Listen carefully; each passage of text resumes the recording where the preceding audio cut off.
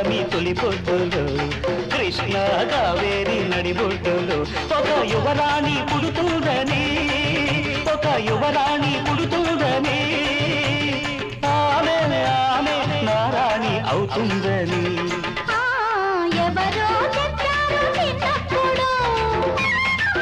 నాకెవరో చెప్పారు చిన్నప్పుడు